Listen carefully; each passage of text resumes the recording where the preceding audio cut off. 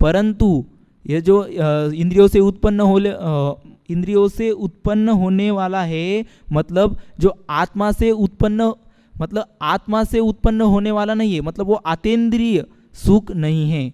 जो स्वर्ग का सुख है वो अतीन्द्रिय सुख नहीं है। वो कैसा सुख है? वो है इंद्रियों से उत्पन्न होने वाला सुख है। जैसे कि हम उदाहरण से देखें तो जैसे स्वर्ग में अनेक रमणीय दृश्य होते हैं, देखने के लिए अनेक रमणीय दृश्य होते हैं, परंतु उसे हम रमणीय होते हैं तो उसे हम कैसे देखते हैं? चक्षु इंद्रियों के माध्यम से ही उसे हम देखते हैं। अर्थात वो सुख हमें कैसे हो रहा है? चक्षु इंद्रियों के माध्यम से ही हमें वो सुख हो रहा है। उसके बाद हमें देखें तो स्वर्ग में जो सुनने के लिए बहुत सुंदर सुंदर गीत होते हैं, तो वो सुनने के लिए गीत तो होते हैं, परंतु उसका सुख हमें कैसे हो रहा है? कि कर्ण के सुनने का सुख हमें कैसे होना है? कर्ण के माध्यम से, कर्ण इंद्रिय के माध्यम से हम जब उस गीत को सुनेंगे तभी हमें आनंद आएगा ना। जब तक हम उसे कर्ण इंद्रिय के माध्यम से नहीं सुनेंगे तब तक हमें आनंद कैसा आएगा? उसके बाद तीसरा है कि उन्हें जब भूख लगती है, अर्थात जो स्वर्ग के देव होते हैं उन्हें थोड़े भी खाने का विकल्प आए तो उनके कंठ में से अमृत झड़ जाता है। ऐसे अनेक उदाहरण मिलते हैं कि उनके जो इंद्रिय से उत्पन्न होने वाला वो सुख है। उसके बाद कैसा है वो सुख? शत्रुओं आदि बाधाओं से रहित, अर्थात वहाँ पे देवलोक में अर्थात स्वर्ग में अनेक शत्रु होते हैं, परंतु वो सुख भोगने के संबंध में कुछ भी बाधा नहीं कर सकते हैं। और कैसे सुख होता है? दीर्घ काल तक उपभोगने में आए ऐसा सुख होता है। कैसा सुख होता है? कि वो दीर्घ काल तक उपभोगने में आए ऐसा स्वर्ग गति का सुख होता है। स्वर्ग गति के देवों का सुख होता है, अर्थात दीर्घ काल तक मतलब कितना? कि जो देव गति के जो देव होते हैं उन देवों की जो उत्कृष्ट आयु है, उत्कृष्ट आयु 33 सागर मानी गई है, तो उनमें जो ऐसा इंद्रिय आदि जो सुख है तथा शत्रुओं की बाधा से जो रहित सुख है वो कैसा है? तो वो शत्रुओं के बाधा से रहित सुख है, वो उन्हें अनंत 33 सागर तक वो निरंतर उपभोगते रहते हैं, ऐसा वो सुख है। और जैसे हम उदाहरण देखें तो यदि एक गांव में शिविर लगा, 5 दिन शिविर लगा, और उस शिविर में जैसे उस लोगों को आनंद आ रहा है, जब वो शिविर होगा तब वो 6वें दिन अपने अपने घर जाएंगे तो उन्हें वैसा आनंद नहीं आएगा। परंतु ये जो स्वर्ग का जो सुख होता है, उन्होंने एक बार वो भोगा स्वर्ग का सुख, यदि स्वर्ग के देवों ने एक बार भोगा तो उन्हें वैसा सुख अनंत काल तक, जब तक उनकी आयु है 33 सागर, तब तक वो निरंतर भोगते रहते हैं, निरंतर भोगते रहते हैं। ऐसे उन्हें सुख, ऐसे निरंतर भोगते रहते हैं, ऐसे उन्हें सुख होते हैं, ऐसे सुख स्वर्ग गति में होते हैं। उसके बाद हम यदि देखें तो स्वर्ग गति में जितनी हम एक गति में से जितनी हम आयु बांधकर स्वर्ग और नरक गति में जाते हैं, हमें उतनी आयु पूर्ण करके ही वहाँ से मरण होता है, अर्थात वहाँ अकाल मरण नहीं होता। जहाँ कहा नरक और स्वर्ग गति में अकाल मरण नहीं होता, अर्थात जहाँ हम जितनी आयु बांधकर उस नरक और स्वर्ग गति में जाते हैं उतनी आयु हमें भोगनी पड़ती है।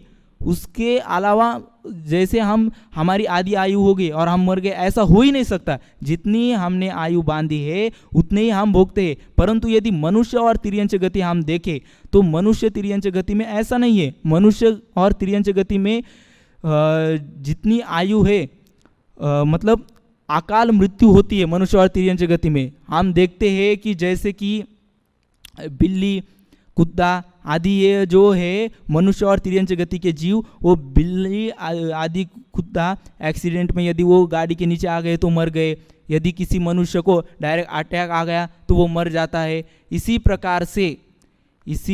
प्रकार हम देखें तो तिर्यंच और जो मनुष्य गति के जीव है उन्हें अकाल मृत्यु होती है, परंतु जो देव गति के जो जीव होते हैं, देव और नरक गति, उन्हें अकाल मृत्यु नहीं होती। उसके बाद हम यदि देखें कि जो अतिशय पुण्य करता है, बहुत पुण्य करता है, वो क्या है? और उसकी जगह कहाँ है, वो पुण्य भोगने की जगह है स्वर्ग गति। और जो अतिशय बहुत दुख करता है, पाप करता है, वो भोगने की जगह कहाँ है, नरक। ये तो सबको पता ही है। उसके बाद जो स्वर्ग सुख है, वो स्वर्ग सुख कैसा है, तो स्वर्ग सुख में किसी को भी, किसी जो स्वर्ग में जो देव होते हैं, किसी भी देव को किसी भी प्रकार का दुख नहीं होता, अर्थात उन्हें रोग कष्ट, किसी प्रकार के रोग नहीं देखे जाते, उन्हें किसी भी प्रकार का कष्ट नहीं होता। इस प्रकार से अनेक सुख सहित स्वर्ग में अनेक सुख पाए जाते हैं। इससे हम यह कह सकते हैं कि इतना सुख तो स्वर्ग गति में है, तो हमें स्वर्ग गति में ही जाना चाहिए। हमें यदि स्वर्ग गति में ही जाना चाहिए ना, तो फिर शिष्य क्या कहता है कि शिष्य फिर एक प्रश्न पूछता है। क्या प्रश्न पूछता है कि आपने तो कहा कि मनुष्य इस संसार रूपी सुख माने स्वर्ग आदि गति के ही सुख को सच्चा सुख मानकर बैठे, तो यदि कोई मनुष्य ऐसा हो कि वो संसार के सुख को ही, जो संसार का जो सुख है, स्वर्ग का जो सुख है, उसको ही वास्तविक सुख मानकर बैठे, तो फिर अब उस व्यक्ति को हम कैसे समझाएं? तो उस व्यक्ति को समझाने के लिए आचार्य 6वें श्लोक में कहते हैं कि वासना मात्र में वेत सुखम दुखम च देहिनाम तथा युद्वे जयन्ते ते भोगा रोगा इवापदी। अर्थात कि पहले तो हम इसका सामान्य अर्थ देखेंगे कि जैसे देहिनाम अर्थात देहधारियों के एतद सुखम दुखम च, वह सुख और दुख वासना मात्रम एव अर्थात केवल वासना मात्र ही होता है। तथापि तथा एते भोगाहा, वह जो सुख दुख रूपी भोग है वो आपत्ति अर्थात आपत्ति के समय रोगा इव अर्थात रोगी की तरह प्राणियों को उद्वेजयन्ति अर्थात उद्वेलित आकुलित करते हैं। अब इसमें आचार्य देव यही समझाना चाहते हैं, आचार्य देव क्या कहना चाहते हैं कि शिष्य ने क्या प्रश्न पूछा था, शिष्य यह प्रश्न पूछा था कि यदि आपने जो स्वर्ग सुख बताए, उस स्वर्ग के सुख में ही यदि कोई व्यक्ति, यदि कोई मनुष्य उसमें ही सच्चा सुख मानकर बैठे, वही वास्तविक सुख है ऐसा मानकर बैठे, तो उस व्यक्ति को कैसे समझाए? तो उसके लिए फिर अब इस 6वें श्लोक में आचार्य कहते हैं कि पहले तो आचार्य कहते हैं कि जो देहधारी है, अर्थात जो देहधारी माने कौन? बहिरात्मा, जो कि शरीर और आत्मा को एक ही जाने, ऐसा जो बहिरात्मा है, मिथ्या दृष्टि है, वो क्या करता है? वह कहता है कि केवल वो कहता है कि वो जो सुख है, सुख दुख रूपी भोग है, वो क्या है? केवल वासना मात्र ही है। वासना मात्र ही है मतलब वासना मात्र मतलब तो वासना मात्र मतलब कि यह जो पदार्थ है, जो पर पदार्थ है, उसको उपकारी लगते हैं तो उसमें उसे वो पदार्थ इष्ट लगने लगता है, और जब पर पदार्थ उसे उपकारी नहीं लगते अर्थात अनुपकारी लगते हैं तो उसे वो पदार्थ क्या लगने लगता है? अनिष्ट लगता है। परंतु ऐसा उसे जो भ्रम उत्पन्न होता है, ऐसे जो संस्कार है, ऐसा भ्रम उत्पन्न होने का जो संस्कार है, उसे वासना कहते हैं।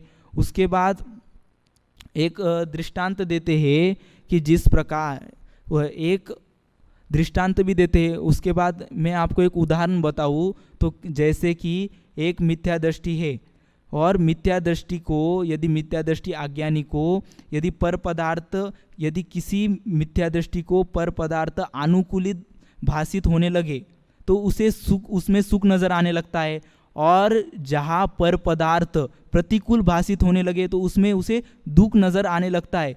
परंतु सच में देखा जाए तो पदार्थ में सुख दुख है, पदार्थ का ऐसा स्वभाव है वो सुख दुख वाला है? पदार्थ नहीं, पदार्थ का ऐसा स्वभाव ही नहीं। पदार्थ का स्वभाव कैसा है? पदार्थ जैसा है वैसा ही उसका स्वभाव है। पदार्थ में ऐसा सुख दुख रूप कुछ भी नहीं है। हमारे अंदर जो मिथ्यात्व है, उस मिथ्यात्व की वजह से हमें पदार्थ अच्छा बुरा ऐसा भासित होता है, परंतु पदार्थ का स्वरूप ऐसा नहीं है। सुख दुख रूप पदार्थ का स्वरूप नहीं है। पदार्थ का स्वरूप तो कैसा है? पदार्थ का स्वरूप जैसा पदार्थ का स्वरूप है वैसे जैसा पदार्थ है वैसे पदार्थ का स्वरूप है। पदार्थ में सुख दुख नहीं है। उसके बाद जैसे हम एक उदाहरण से देखें कि यदि किसी को मीठा जहर अच्छा लगता है, एक व्यक्ति को मीठा जहर अच्छा लगता है, परंतु कैसा है, परंतु उसे वो जो मीठा जहर है, वो मीठा जहर में उसे पता है कि वो जहर है, अर्थात उसको पीने से मरण होगा ये उसे पता है, फिर भी वो क्या करेगा? थोड़े की सुख के प्रतिभास के लिए, सच में तो वो मीठे जहर में सुख नहीं है, परंतु थोड़े सुख के प्रतिभास के लिए वो क्या करेगा? मीठे जहर को पिएगा। वो मिथ्यादृष्टि जीव यदि किसी को भी ले हम, जिसको मीठे जहर में सुख नजर आता है, वो क्या करेगा? तो वो उस मीठे जहर को पिएगा, और जब वो पिएगा तो वो उस पीते वक्त कुछ क्षण के लिए उसे सुख का क्या होगा? प्रतिभास होगा। सुख तो नहीं है उसमें, परंतु उसको सुख का प्रतिभास होगा। क्यों? क्योंकि वो मीठा जहर है ना, मीठा है तथा अच्छा है, इसलिए उसे वो सुख का प्रतिभास होगा। परंतु सच में देखा जाए तो उसे जब बाद में जब उसने पूरा जहर पी लिया तो उसे क्या होगा? उसे पेट में दर्द होने लगेगा, और ऐसा भी हो सकता है कि उसकी मृत्यु भी हो सकती है, ऐसा भी हो सकता है। तो इससे हमें यह पता चलता है कि जो संसार के जो, उससे हम यह देखें कि संसार के जो सुख होते हैं वो भी कैसे है? वो सुख का प्रतिभास है, अर्थात दुख ही स्वरूप है। जैसे कि इस जीव को संसार में जो सुख दिखाई देते हैं वो सुख वास्तव में न होकर वो अपितु सुख का प्रतिभास है, और उसको भोगने में आनंद आएगा। ऐसे इस जीव को उसको भोगने में आनंद आता है, उस जो सुख है उस सुख को भोगने में आनंद आता है। परंतु जब उससे कर्म बंध होते हैं, उससे जब कर्म बंध होते, जो कि सुख नहीं है परंतु वो सुख का प्रतिभास हो रहा है, जब वो सुख का प्रतिभास से वो सुख को क्या करता है? सुख को भोगता है, तब उससे जो उसे आनंद आता है, तो उससे क्या होगा? कर्म बंद होकर पाप में जब ये उदय में आएगा, पाप में जब वो उदय में आएगा तो वो क्या होगा? तब वह जीव दुखी होगा। अर्थात इससे हम यह समझे कि जो मीठा जहर है, तो उस व्यक्ति को पहले से ही पता था कि वो मीठा जहर कैसा है, तो वो हमें मृत्यु देगा, अर्थात उसको पीने के बाद हमें दुख होगा, तो फिर भी वो पीता है। वैसे ही इस संसार में जो सुख दिखते हैं वो सुख का प्रतिभास है, वो सच में सुख नहीं है, तो वो क्या है? वो दुख ही है, ऐसा हमें जानना चाहिए। और ये जो दुख है, और उसको हम जो दुख है उसको ही हम सुख मानकर, उस दुख को ही हम सुख का प्रतिभास मानकर उसको उपभोगते हैं, तो उससे हमें क्या होता है? पाप रूप कर्म बंध होता है, और जब वो उदय में आते हैं तो फिर हम दुखी होते हैं। उसके बाद यदि हम और एक उदाहरण देखें, तो यदि किसी व्यक्ति को उस पंखे में, यदि किसी व्यक्ति को गर्मी के दिन में यदि उस पंखे में क्या आ रहा है? सुख नजर आ रहा है, उस पंखे में सुख नजर आ रहा है, और बाद में जब सर्दी के दिन होते हैं तो सर्दी के दिन में उसी व्यक्ति को उस पंखे में दुख नजर आने लगता है। इससे यह स्पष्ट होता है कि, तो इससे आप सच में देखा जाए तो क्या पदार्थ में सुख दुख है? क्योंकि जब सर्दी में भी वही पंखा है और गर्मी में भी वही पंखा है, फिर भी वो सर्दी में क्या उसको व्यक्ति को क्या लग रहा है? दुख स्वरूप लग रहा है, और गर्मी में उस व्यक्ति को क्या लग रहा है? सुख स्वरूप लग रहा है। इससे यह पता चलता है कि सच में देखा जाए तो वो जो पदार्थ है, वो पदार्थ कभी भी हमें सुख दुख रूप स्वरूप वाले नहीं होते। पदार्थ कभी भी सुख दुख वाले स्वरूप में नहीं होते। तो पदार्थ का जैसा स्वरूप होता है वैसे ही पदार्थ होते हैं, यह इससे सिद्ध होता है। और इससे यह भी सिद्ध होता है कि कि यदि हमको पर पदार्थ में सुख नजर आए, तो पर पदार्थ में यदि हमें सुख नजर आए, हमने अभी एक उदाहरण देखा कि जैसे पंखा है, वो पंखा गर्मी के दिन में भी हमें सुख देता है, और ठंडी के दिन में क्या करेगा? वो ठंडी के दिन थे तब हमें वो दुख स्वरूप लगता है। तो क्या पंखा सुख दुख देने वाला है? नहीं। जो पंखा जो पदार्थ है, पदार्थ सुख दुख देने वाला नहीं है। पदार्थ का तो जैसा स्वरूप है वैसा पदार्थ है। तो हमें हमारे मिथ्यात्व की वजह से वो सुख दुख रूप भाषित होता है। और यदि हम सोचे कि हमें यदि पर पदार्थ में सुख हो रहा है, पर पदार्थ से ही हमें सुख उत्पन्न होता है, यदि हम ऐसा सोचे तो फिर हमें वो जो पर पदार्थ से हमें सुख हुआ है, तो वो जो पर पदार्थ हमें प्राप्त हो गया, तो फिर हमारी जो इच्छा है वो हमारी इच्छा तभी शांत हो जानी चाहिए कि हमें फिर से और इच्छा और हमें अन्य वस्तु प्राप्त करने की इच्छा हो ही नहीं। क्योंकि हमें जिसमें सुख, जिस चीज़ में हमें सुख नज़र आ रहा है उस चीज़ में वो चीज़ हमें मिल गई, वो पर पदार्थ हमें मिल गया। तो अब हमें क्या होना चाहिए? तो अब हमें अन्य पदार्थों में सुख नज़र आना ही नहीं चाहिए। परंतु ये जीव कैसा है, वो चीज़ मिलने के बाद भी वो अनेक पदार्थ की इच्छा रखता है, मुझे वो पदार्थ प्राप्त हो। इससे यह सिद्ध होता है कि जो इस प्रकार सच में देखा जाए तो इस संसार के कोई भी पर पदार्थ हमें सुखी और दुखी कोई भी नहीं कर सकते। सच्चा सुख तो हमारे आत्मा में ही है। यह जो जानता है कि सच्चा सुख अपने आत्मा में है, वही सच्चा सुखी हो सकता है, वही सच्चा सुखी हो सकता है। जो पर पदार्थ में सुख माने, सच में तो पर पदार्थ में सुख है ही नहीं, परंतु जो पर पदार्थ में सुख माने वो सच्चा सुखी क्या होगा? उसके बाद कहते हैं कि अपने आत्मा में ही कौन सुख मानता है? अपने आत्मा ही अंतरात्मा, जो अंतरात्मा है वही अपने आत्मा में सुख मानता है। और सच्चा सुख तो अपने आत्मा में ही है। अंतरात्मा माने जो आत्मा और शरीर को पूर्णतः भिन्न जाने, वही अंतरात्मा है। ऐसा अंतरात्मा ही अपने आत्मा को क्या करता है? अपने आत्मा को अच्छा जानकर उसमें ही सुख मानता है। उसके बाद यदि हम देखें तो जो बहिरात्मा जीव होता है, बहिरात्मा जीवों को जो सुख दुख रूपी भोग दिखाई देते हैं वह आपत्ति के समय रोगों के समान आकुलित करते हैं। जो मिथ्या दृष्टि जीव होते हैं, बहिरात्मा जीव होते हैं, उनका कैसा होता है? तो उनके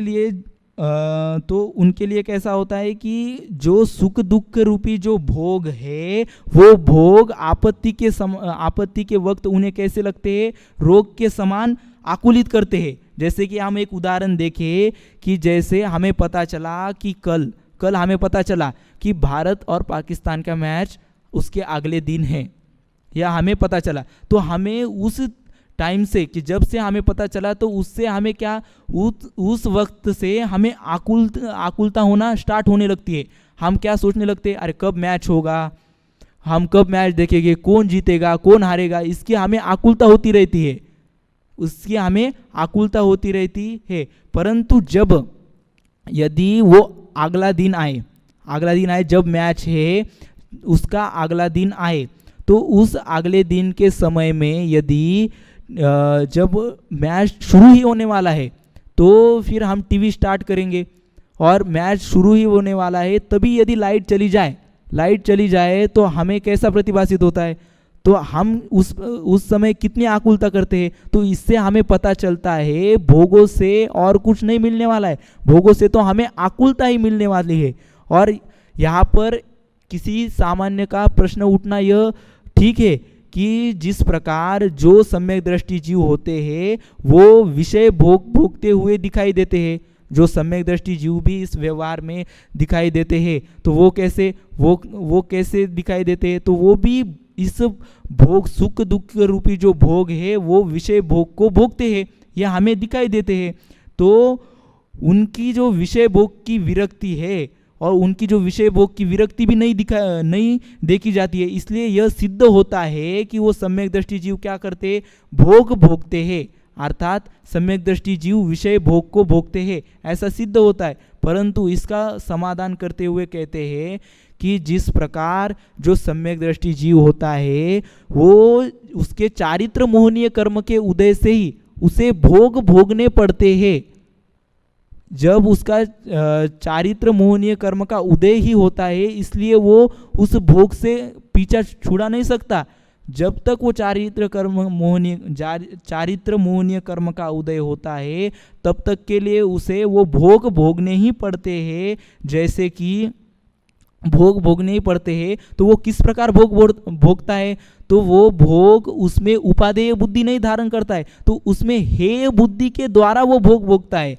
इससे उसमें वो आसक्ति करते हुए भोग नहीं भोगता, उसमें विरक्ति करते हुए जो ज्ञानी जीव होता है, सम्यक दृष्टि जीव होता है, वो भोग भोगता है। इससे यह सिद्ध होता है कि ज्ञानी जीव के भी जो सम्यक दृष्टि जीव होता है उसे भोग भोगने में किंचित मात्र भी आसक्ति नहीं होती, किंचित मात्र भी आसक्ति नहीं होती। फिर शिष्य बाद में एक सवाल उठाता है।